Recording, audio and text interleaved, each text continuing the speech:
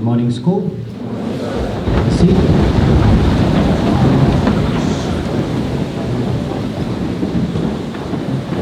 I'm going to hand over immediately to Harry Locke.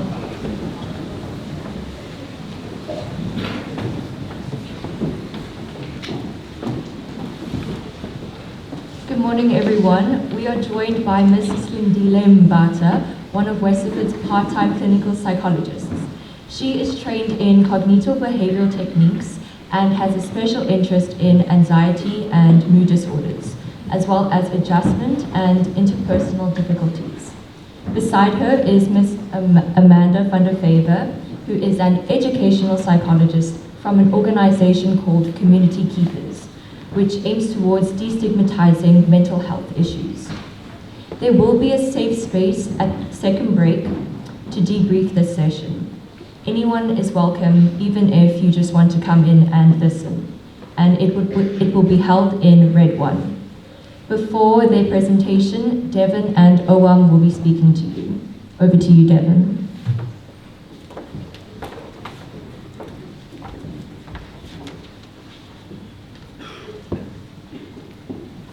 Hi, I'm Devon Reed. I'm passionate about writing, and I enjoy torturing myself by reading Shakespeare for fun. Oh, one more thing. I have diagnosed obsessive compulsive disorder and depression. Now, I would love to say that I could pinpoint a moment in time when all this first started, but I can't. Such is the nature of depression and OCD. It all started out gradually. A few intrusive thoughts about my family dying, with rituals to make them go away, followed by an intense anxiety and sadness. But I thought nothing of it. But, just like the function y equals a to the power of x, things got exponentially worse. I was swallowed by intense depression and my view on the world got foggy. It reached a point when, out of desperation, I wrote a message in the margins of my allo paper. Help me. I feel that something is wrong with me. I don't know what to do. I'm scared. Please help. And someone noticed. Miss Hendricks called me aside and helped me to go to the wellness center. And then I went to a professional and was diagnosed with an anxiety disorder and depression.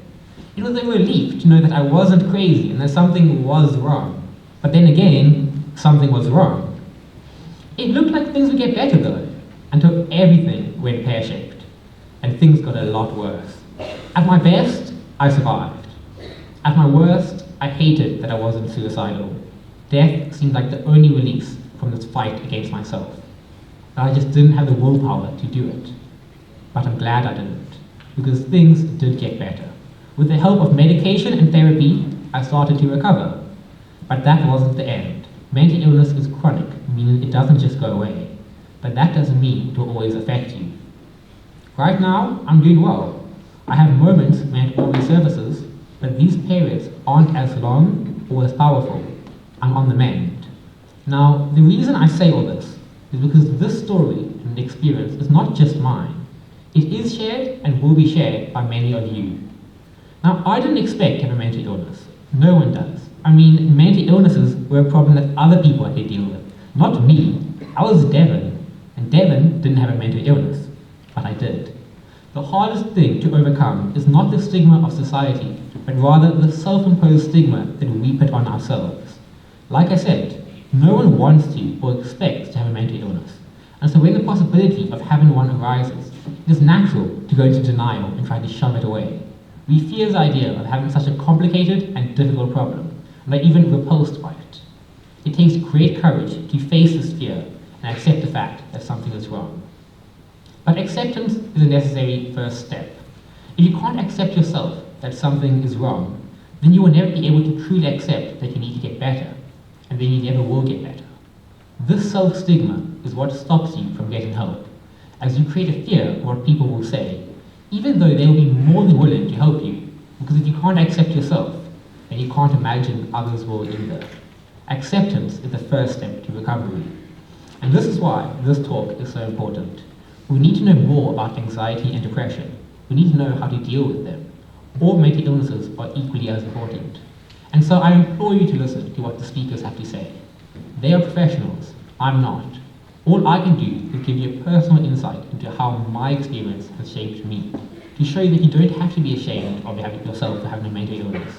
So please listen. If not to help yourself, then help your friend who's silently struggling. I am Devin Reed. I am passionate about writing, and I enjoy torturing myself by reading Shakespeare for fun. I have OCD and depression, but that doesn't define me. Thank you.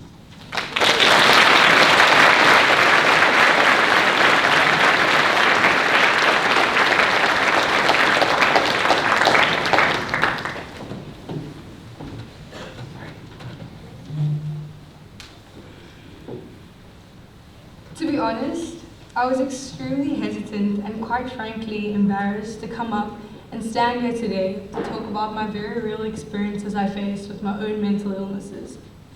But after long pondering and a few conversations, I came to the understanding that it's important to start creating comfortable and honest dialogue about these realities. I'm not here today to lecture or pretend I have all the answers, but rather to shed light on a few of the challenges I face, to create a conversation, and hopefully to reassure those in the same boat that you're not alone. I've been clinically diagnosed with anxiety, depression, and insomnia, and saying this out loud right now feels absolutely surreal. Only because the way I was brought up, it was and still is information that wasn't allowed for the public to know. Mental health illness was non-existent and definitely not in the vocabulary growing up. My family never spoke about the possibilities of having it or acknowledged the experiences one faces when you do. In my household, it was completely ignored, which made the stigma around mental health, mental illnesses so much harder to overcome. Every individual in this room, from pupil to staff member, has had moments where their mind has gotten the better of them. Your mental health and the experiences you face don't make you the person you are. Some days are harder than others, but at the end of the day, we all need to remember that we're all only human. The perception and beliefs of others don't invalidate your experiences and emotions, and sometimes those closest to you understand the least about you. But that's okay, because while they're still learning, there are people around you who share the same realities, and that will support you. Hi, I'm Oam Bill. I'm passionate about reading philosophy books, and I enjoy playing basketball. And oh yes, I have anxiety, depression, and insomnia, but that doesn't define me.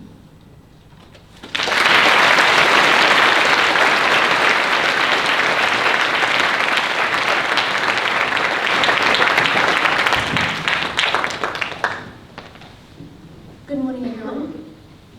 Thank you to our speakers, Devin and Oam, for sharing so wonderfully and so bravely about their struggles with depression, anxiety, and OCD. I am Miss Lindy Limbata, and I'm here to share with you today about resilience. So Ms. van der Vyver and I are going to speak to you about how to deal with anxiety and depression.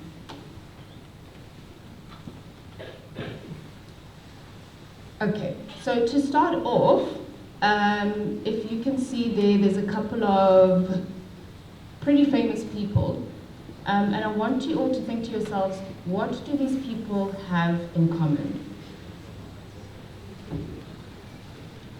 Does anyone have an answer?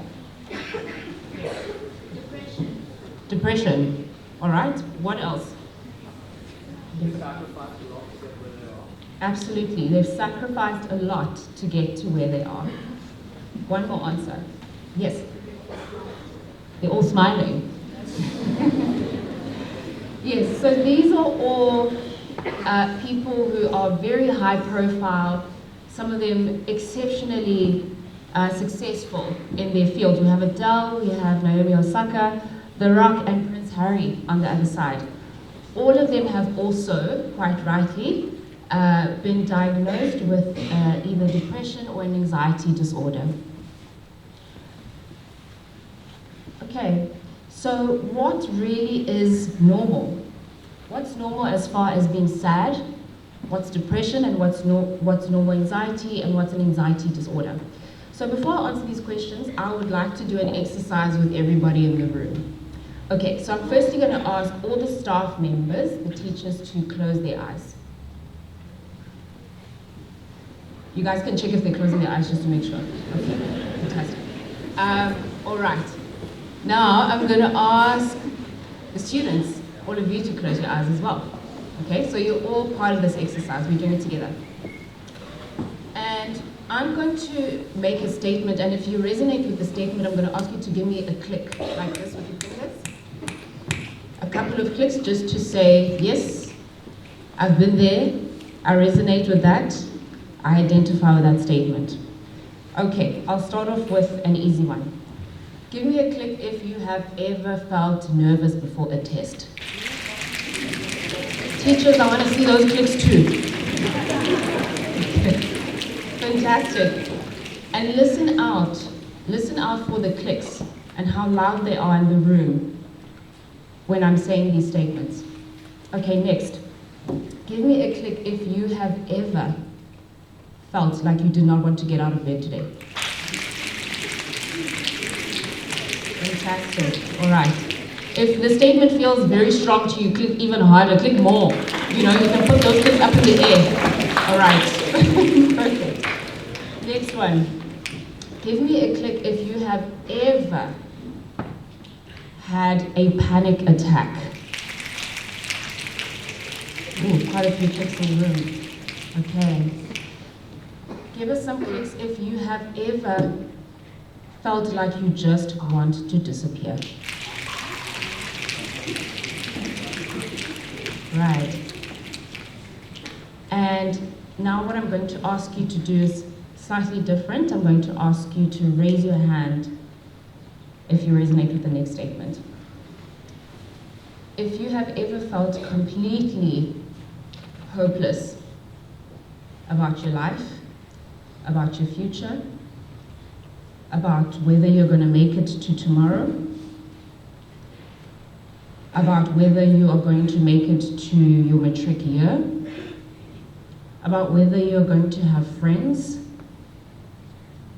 who are going to care for you, about whether you're going to feel heard and seen today, and you just do not know how on earth you're going to make it to the end of the day, raise your hand. Higher.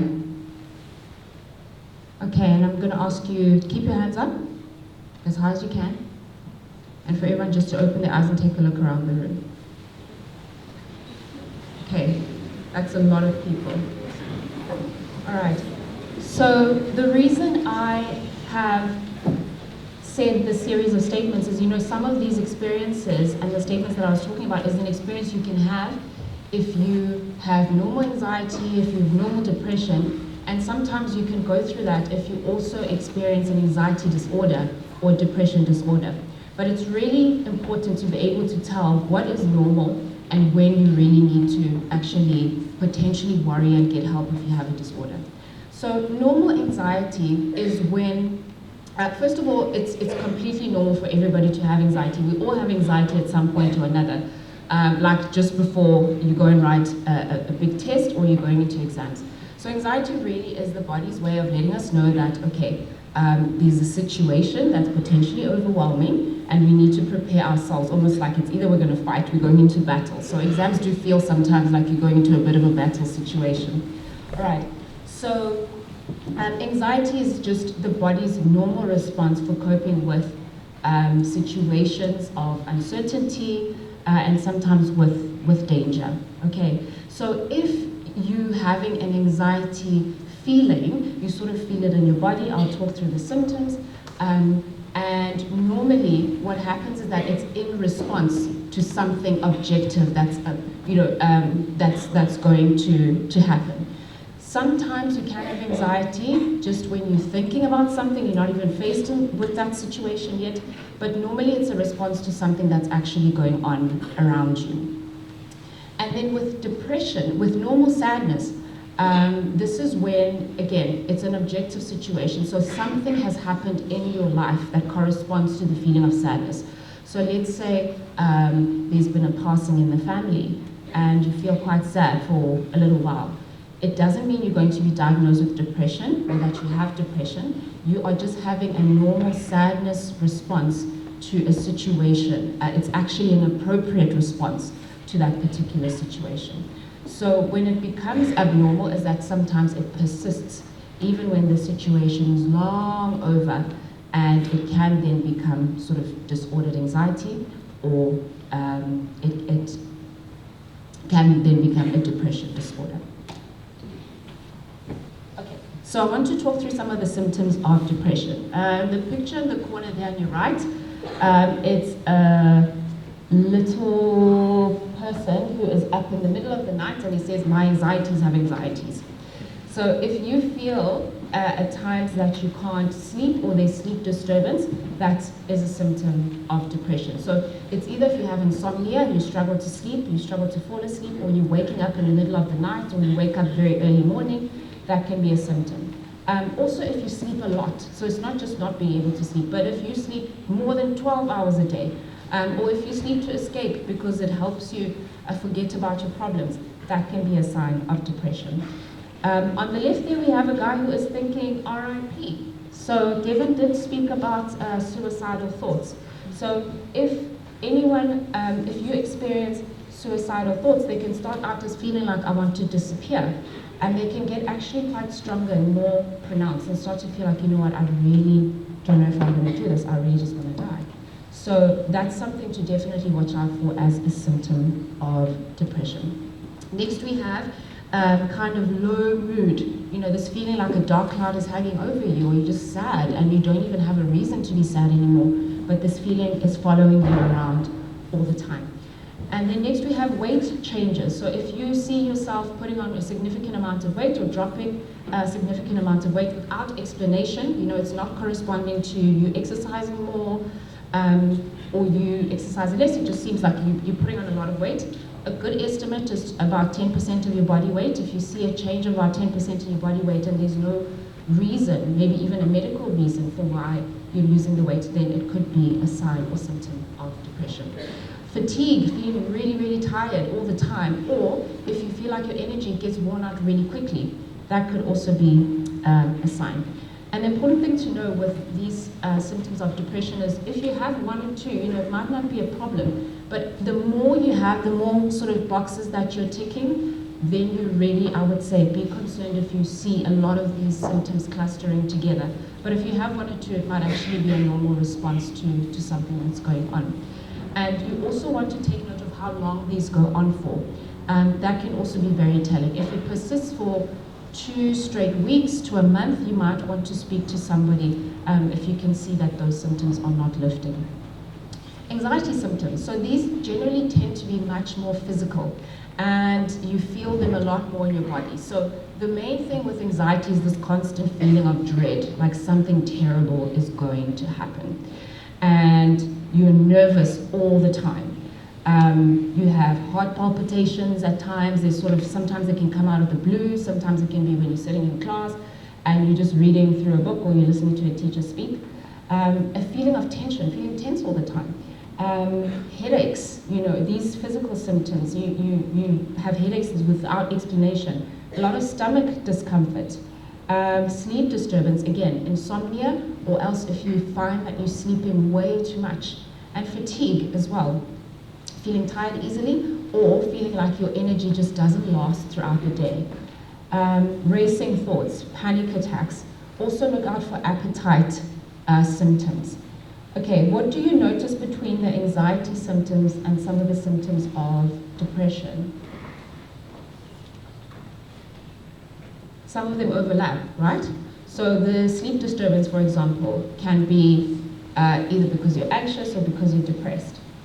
Fatigue can be because of anxiety or depression. Appetite disturbance is same. So if you have symptoms of anxiety, understand that they can sometimes overlap with symptoms of depression. More often than not, anxiety and depression occur together. Okay, some of the things that actually influence or let me say contribute to one developing depression or anxiety. And with these symptoms, by the way, I just want to mention that these are not the complete list of symptoms. There are quite a lot.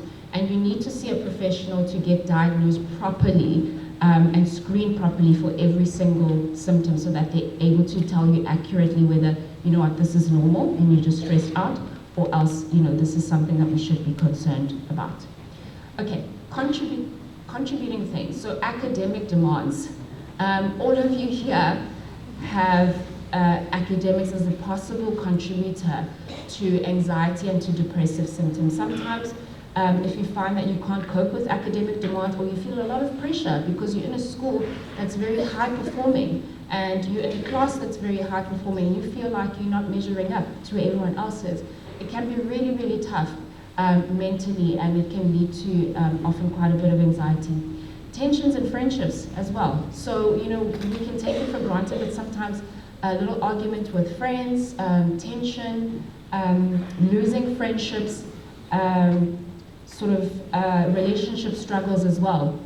So friendships and also romantic relationships can really influence these symptoms that you can see. Expectations from family members as well. So you might not put yourself under pressure, but you know that if you take a report home, someone is going to be, opening it up and saying, what's going on here? So you might feel a lot of pressure from people at home about what is expected of you, or you're expected to get really good grades so you can study for a really high-paying job and help pay for the whole family. That can put a lot of pressure and cause quite a few anxiety symptoms. Conflict as well at home. So things that happen at home can cause you to feel anxiety at school. And sometimes things that happen at school can cause you to feel anxiety when you're at home. But the two can overlap. So if there's fighting at home, you might think it's not affecting you, but you can actually start to feel that you're a bit restless when you're at school sometimes and something's wrong, but nothing is going on with your friends or nothing's going on in class. You feel okay in class and with your friends. It might be because of a home situation. Also the living environment. So some people who find that home, there's no place, for example, a dedicated space to study, can be very, very stressful. Or you can find that there's a lot of, let me say, the home environment doesn't feel very optimal or comfortable for you. You have a very small space, or you have to share with a lot of people. That can actually really influence you feeling quite anxious or not being able to study, or even developing some of these depressive symptoms. Trauma as well, is a huge factor in this. And one thing I also want to note is that there can be some gender differences in how depression symptoms and anxiety symptoms can present. So it means that it can look a little bit different in biological males, which is that you can see more irritability, sometimes a little bit more anger coming through instead of the low mood. And with biological females, it tends to manifest a little bit more as a sadness or withdrawing as well. But it doesn't mean that that is the only way that it has to present. So it's always best just to see a professional to get a proper assessment. Okay, and when it's a problem, when you know you need to get help, I would say these are the 4 main things. If you're starting to think about suicide, and not just those thoughts of, okay, I want to disappear, or I wish I could just go into, I could sleep and wake up in a month's time and everything is okay. But when you're starting to get stronger and stronger suicidal ideation, you're starting to plan, you're starting to think about the pills in the house, see somebody. If you are self-harming or you have thoughts about self-harm, immediately, please go and speak to someone.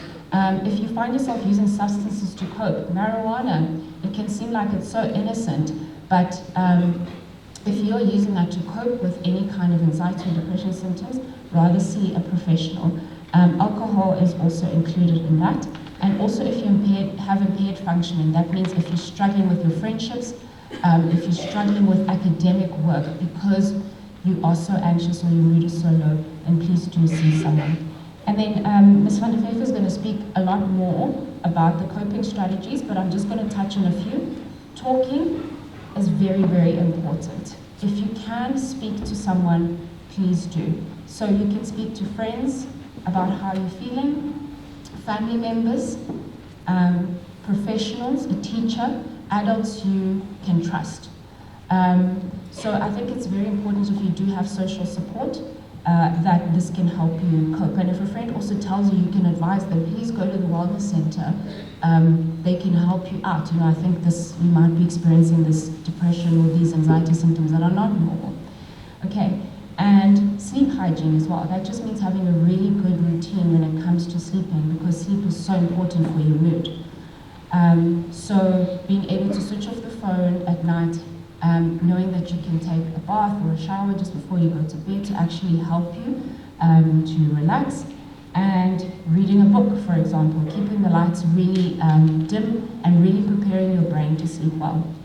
Exercising, doing sport is a really, really important part of wellness too. Being creative, music, art, poetry, writing, that can be really helpful. And mindfulness meditation exercises too. Those can be wonderful. You can have a look on YouTube. There's a lot of amazing meditation videos for 5 minutes, 10 minutes at a time. And just doing that maybe for 10 minutes a day is really, really fantastic for coping with anxiety. And then of course therapy and medication, those are always the best ways to cope. But the first main thing is that you speak up. Even if it's like Devin did, if you can't speak, if you just write a note in a margin somewhere, but please do let somebody know. That's my favorite. Good morning, everyone. So I'm going to talk a bit about some coping mechanisms, but before I do that, I think it's very important that we understand a bit how our body responds to challenges, to what we call trauma. If I say trauma, it can be big traumas, can be smaller challenges that is quite big for you. Maybe a math test is something that you cope with very easily, but for the next person, it is quite difficult, it's quite a challenging thing to do. So, what happens in the brain when we experience trauma? Now, for all the upcoming scientists and the science teachers here, I'm going to simplify it a bit, so please forgive me. But when we look at the brain and how the brain is structured, we can break it down into three parts, and you can do this with me if it helps you to understand or to remember. But if you take your hand like this, and you think about the brain looking like a fist, so if you close in your thumb and you cover your thumb and you make a fist like this, you can see the brain as this, alright? With this part representing your brain stem, so the part of your brain that is just above the spinal cord, this is what keeps us alive, alright? So this part of the brain helps us to breathe, it regulates temperature, it gets your heartbeat regular. So this is the survival part of the brain, alright, the brain stem. We also talk about the reptile brain because that's the first part of the brain that develops. After that, we get the limbic system, right, in the middle of the brain. The limbic system also speak about our emotional brain, alright, that's where all our emotions are. Inside of this limbic system, we have kind of a smoke alarm or a detector of trauma or danger called the amygdala. Now the amygdala looks out for danger, and actually it is there to protect you, alright? So sometimes we experience panic, we experience anxiety, we have feelings of depression, and that might lead to thinking, oh no, what is wrong with me? And we feel guilty because we feel like that. But actually, part of that is your body trying to protect you. Now, I'll explain that just now. The third part of the brain is the cortex, so the outer side of the brain. And that's where all your higher functioning is. So reading, writing, thinking about what's going to happen after matric, where you're going next year, thinking about your future, all the executive functioning, memory, so studying for a test, focusing, concentrating, and then actually remembering what you studied when you go and write the exam. That's all in the frontal cortex. Okay, so the front, first part of the front part of the brain, right here. What happens when we experience some difficulty, some challenges, some of those things that were mentioned already, right? Difficult home circumstances, a test that you are worried about, your family member being ill, anything. The list is very, very long. Whatever is true for you, the things that is difficult for you, what happens is your brain wants to protect you. Okay, so think back years ago when lions were still roaming the streets. If you had to walk out and you will find a lion across your path, what will happen, right? You will want to run away, I'm sure. So your brain helps you to run away. So it sends messages to your muscles, your heart starts beating, you start breathing faster, your muscles are strong so you can get away as fast as you can. Alright, maybe that's not as relevant for you, but imagine a snake slithering in here into the hall, right? What are you going to do? You're going to shout, your heart's going to beat, you're going to try and get away. Now sometimes this amygdala in the limbic system, because it looks out for danger, it wants to act fast. It wants to get you out of danger very quickly. So imagine touching a hot plate, right? Your brain doesn't go, oh, this is hot, it's getting hotter, oh, I better get my hand away, and then takes it away, right? But then you're already scarred. You take it away immediately, because your brain acts that fast. Right? Because it's so fast, it's not always that accurate. So, when a snake comes in, you want to run away. When you touch a hot plate, you want to take your hand away. But sometimes when you go into a test, and you have to write a maths exam or maths test, your brain thinks, oh, this is dangerous. Or when you have to speak in front of your class, you have to do an oral, your brain thinks, this is dangerous. Or when you have to go and tell your parents that you're not doing so well emotionally, your brain thinks, oh, this is dangerous.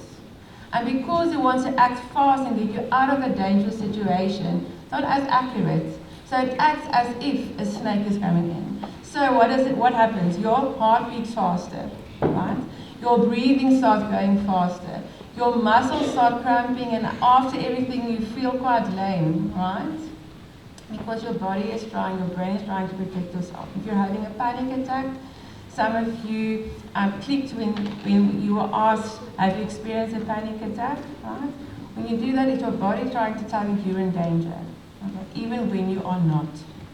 So what happens if you're stuck in this kind of response is that it affects your thinking, it affects your cognitive ability. So you're sitting in class, you are trying, you know you studied, but you blank out. Has it ever happened? I'm sure we'll hear some clicks if you ask that.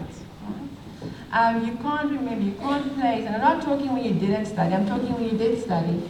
You did focus, you did understand, and you can't place, you can't remember. Because this trauma reaction, this response on this dangerous, this perceived danger of this test, or other difficulties before the test, things going on at home, is affecting your brain in a way that it can't focus, it can't remember, it can't help you to write and to do the things that you normally do. It affects our emotions, right? So now you think, oh no, I can't do this, I'm not supposed to be here, I should rather stay at home and not come back to school, right? Or you want to make friends, but your brain thinks this is a dangerous situation. You think, oh no, I might not even bother. I'm just going to isolate myself. I'm just going to keep away. I don't need friends. Or when you have to speak up for yourself and you feel that's a dangerous thing, you think, no, I would rather not. And how do we act? We either act inward, and you heard about the symptoms of depression and feeling sad, and you get isolated because you're protecting yourself. Or we act to the outside, and we get anxious, and we get aggressive, right? You were told that sometimes that irritability, that feeling really angry, somebody WhatsApps you and you feel like, I can't cope with another WhatsApp, and you put your phone down, or you throw your phone down, and you pay a lot of money to fix it, right? So those kind of reactions are reactions to your body wanting to protect you, and your brain not functioning in a way that is helpful. So getting back to this brain, when this response, when the survival response kicks in, the frontal cortex, this other part of the brain does not work. Some people say you flip your top, right? And I'm sure you've all heard that. You shout out at somebody, you do something that you didn't think about because you weren't thinking through, you were just reacting with this limbic system, right? So we speak about the three responses. We talk about the fight response, the flight response, and the freeze response. I'm sure you've heard that. So the fight response, you get aggressive, you get really competitive, you make sure that you win, you make sure you don't, doesn't matter what happens to the people next to you, you you run the fastest, you get there, you get snappy, you get hyper vigilant, so you are on the lookout for danger all the time. Or you have a flight response, you want to get away, right?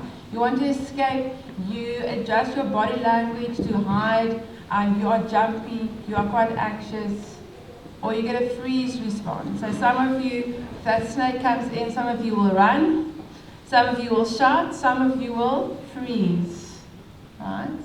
If you lie in bed in the middle of the night, it's dark, it's 2 a.m., and you wake up and you hear this on your window, what happens? Right? Your heart goes like this, am I right? You wonder what is happening, okay? So some of you, if I have to interview all of you, some of you will say, some of you will just go like this in your bed, like a corpse, right? Not move, put the blanket over your head, am I right? Yes. Some of you will be brave and jump up and like see what's going on there, right? So freeze response, fight response, alright.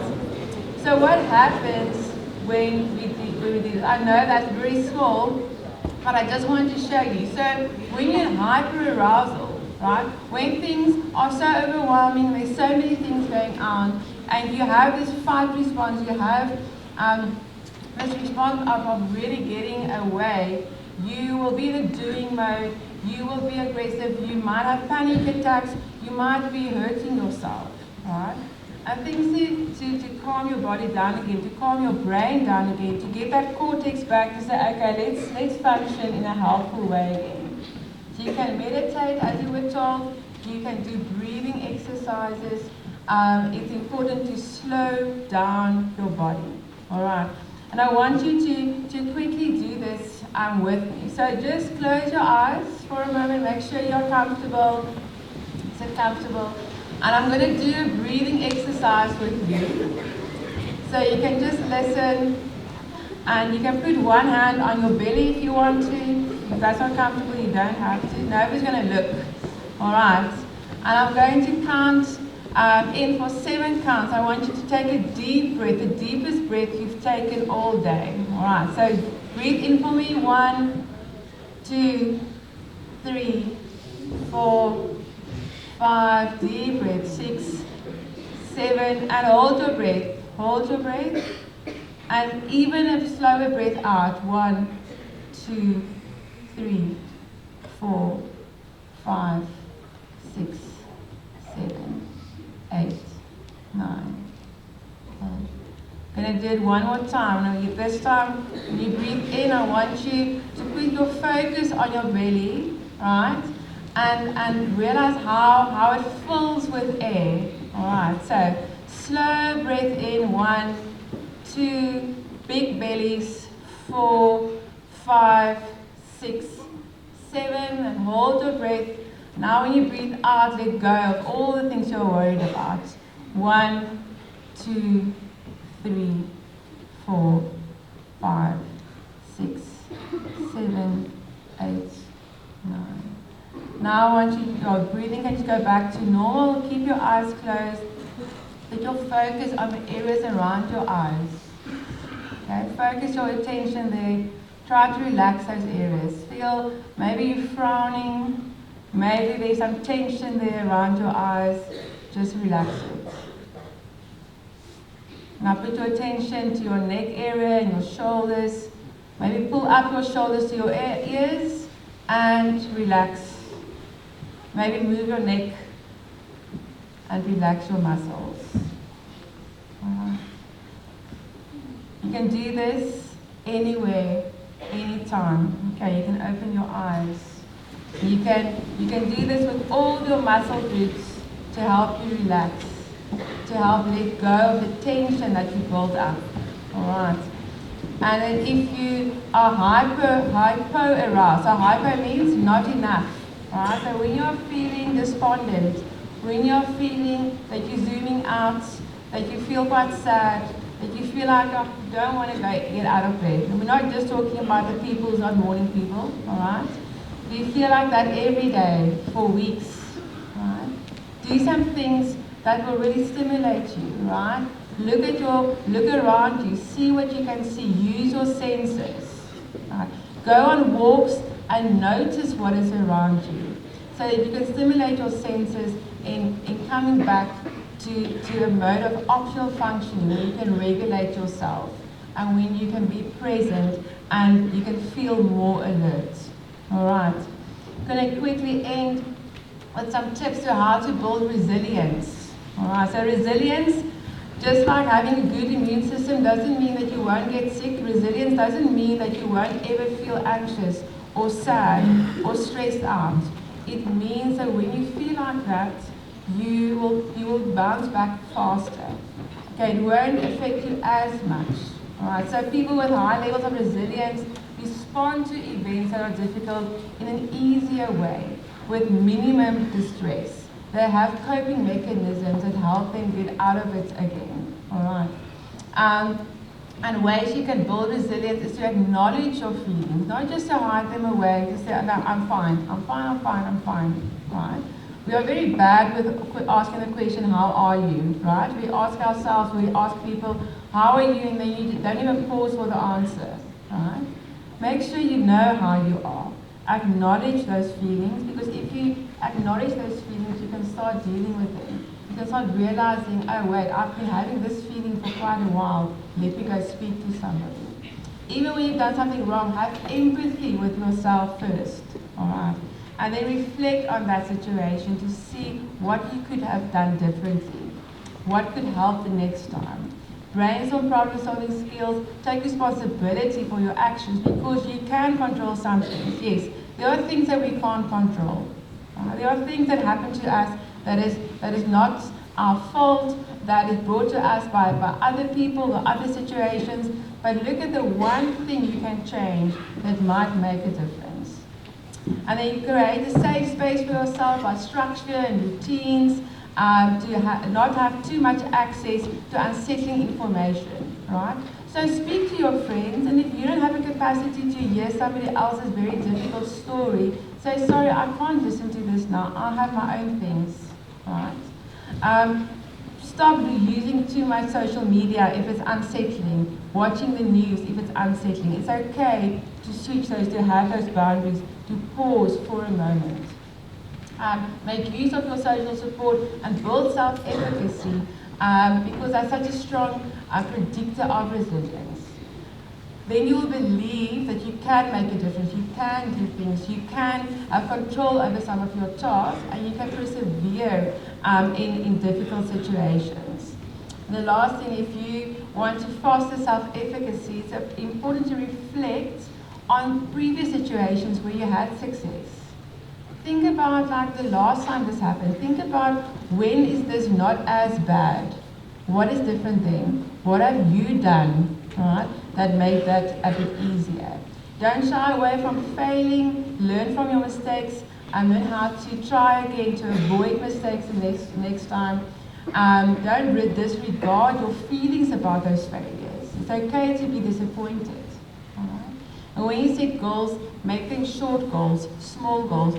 You want to improve your marks by 20%, do it 5% at a time, right?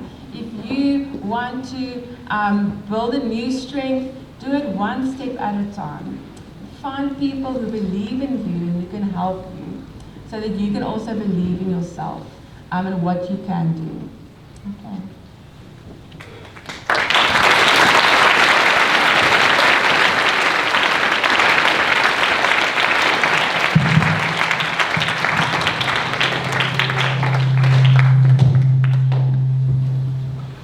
Thank you very much to both of our speakers.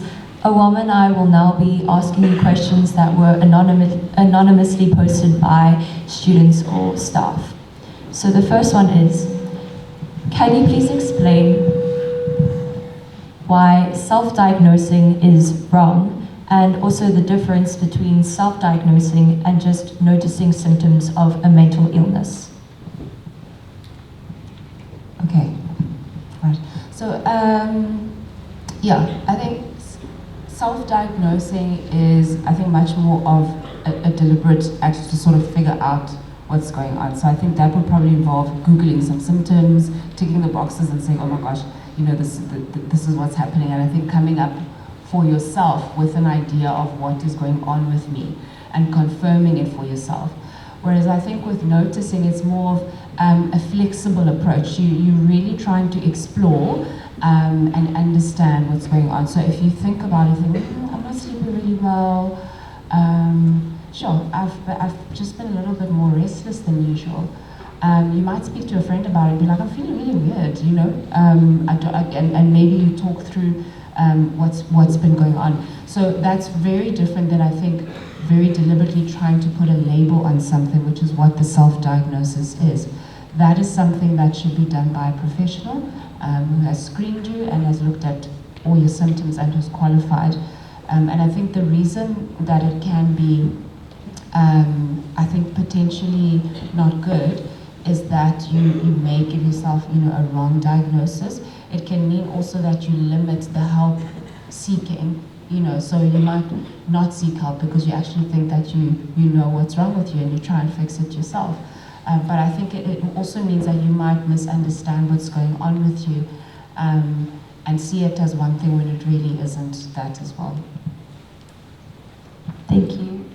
The second question is, some people feel that teenagers should not be on medication for depression.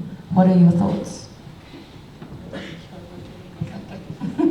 All right, so I do think that there are quite a few implications to putting teenagers on medications. Obviously, we want to make sure that every child has the opportunity for them to develop and fully grow, for their brain to fully develop and grow the way that it should. So sometimes that fear, I think, is based especially on how medications might interfere with the growth process of your brain, and it might interfere with what your brain naturally wants to do.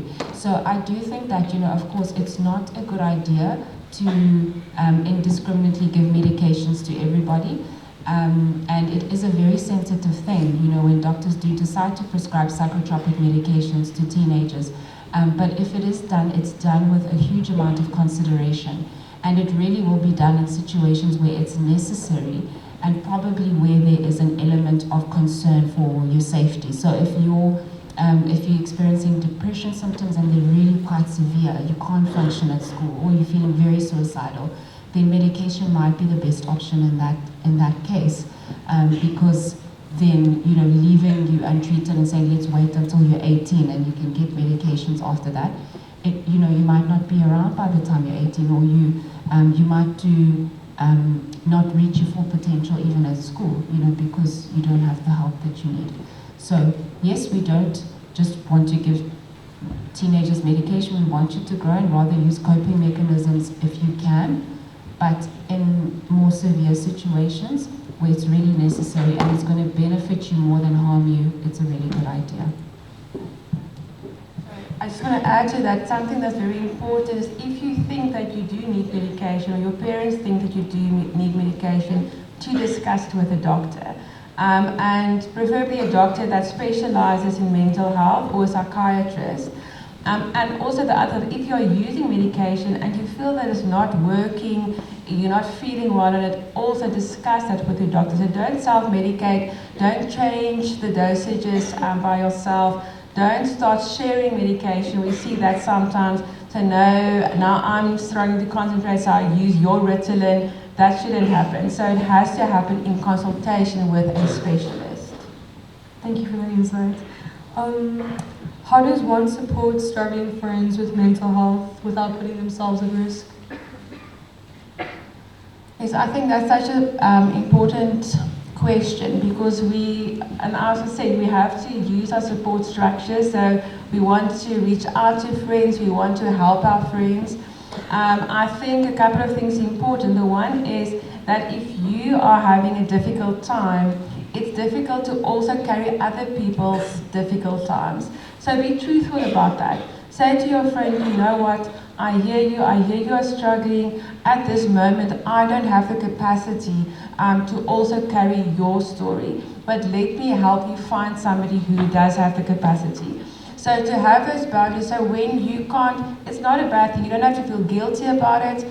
It will be more helpful for that person to be listened to by somebody that has the capacity than you if you can't cope. And if it's adding to your own stuff and it makes that even worse, you don't want to have that. So it's okay to sometimes say to somebody, let me tell somebody else. If somebody's life is in danger, if you're really worried about your friend, don't worry too much about that trust and that secrecy. Go and speak to somebody at school, one of the professionals, because they will keep it confidential. All right, that is really, really important.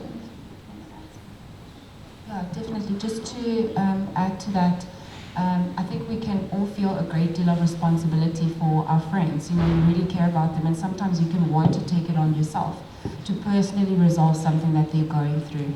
But it might be way too overwhelming. So just note that even with professionals, they also sometimes will ask other professionals to help them in resolving a difficult situation. So don't feel as though you have to take it on because it's your friend. You have to resolve it. You have to help them feel not suicidal. Rather tell that, advise them to get professional help, as Ms. Van der Wever did say. Encourage them to get that help and support them in terms of doing that. But yeah, it's better to speak to somebody who would keep it confidential, or tell a teacher, and then they can advise accordingly on what's the right thing to do. Thank you. How can we identify burnout and how long does it take to recover from it? Okay, so this is a bit of a tricky one because the symptoms of burnout can overlap so much with what anxiety looks like and what depression looks like. I think the main thing to take note of is that, the one prominent thing with burnout is that you just feel exhausted. It's absolute exhaustion. The lack of energy, even if you are sleeping well, you just wake up, you still feel so tired. And I think also you start having these kind of ideas and thoughts about kind of escaping a situation. How can you get out of this? How can you get out of that? Almost trying to avoid doing any work. And really, if also your immune system is run down quite a bit. So if you're finding yourself getting sick all the time, you don't really have an explanation. I mean, I know that it's been COVID and there's a lot of it's also winter and there's a lot of flu strains running around. But if you find yourself, that you are tired all the time, you're getting sick all the time, and you just have this feeling that you are absolutely exhausted, your battery is fully used up, then it might be that it's burnout. And usually burnout is related to kind of work situations or, your school or your academics. It wouldn't necessarily be sort of a mood disorder as such related to traumas and things, whatever it is that can happen at home or school. So that might be a bit of the difference. I think burnout really has much more to do specifically with that, those occupational tasks, your work, your academics. Thank you both. Can we please give our speakers a round of applause?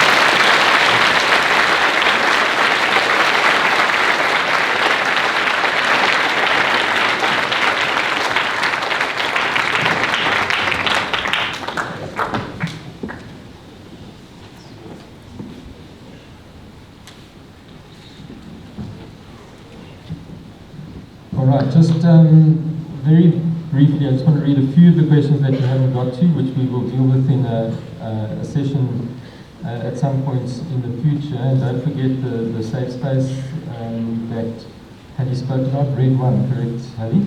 Let me just read 3 or 4. Does mental ill health run in the family? Why is it so hard for a depressed person? Sometimes it's so hard for a depressed person to get better. Healthy coping mechanisms during an overload of work and exams. Would you recommend doing recreational drugs? Okay, and there are a few more. I'd just like to thank very much Hallie, Orwam and Devin for the coordinating and organising part that you played. And thank you for facilitating this session. Thank you to Orwam and Devin for what you said. people speak fairly comfortably about their diabetes or their asthma or their hypertension. So thank you for being up here and saying that it's okay to speak about depression, anxiety. It's a health issue, just like those other ones that are listed are also health issues. And then I would like to thank very much our two speakers, Ms. Mbata and Ms. van der Faber, for being here today, sharing your knowledge and your expertise. And very quickly in the duck off and get something for you.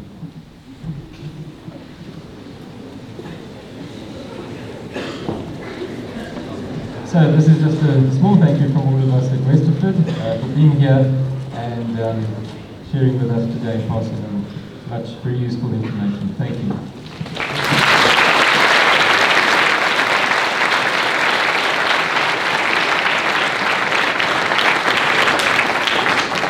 Alright, thank you everyone. So everyone, if you want to hear more questions, listen out for announcements and look out for emails for further talks. Thank you.